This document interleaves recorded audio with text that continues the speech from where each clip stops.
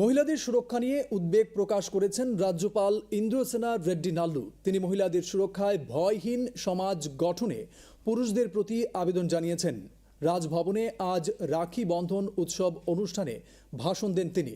রাজ্যপাল নারীদের যথার্থ সম্মান দানের উপরও আলোকপাত করেন।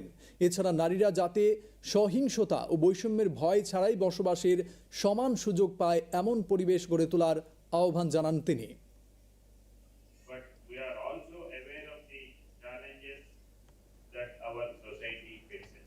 We live in a time where women's safety is a growing concern, where the news of gruesome attacks, harassment, and discrimination against women is becoming all too common, where the very fabric of our society is being threatened by intolerance, inequality, and injustice. Rakhi is not just a festival, it is a call to action.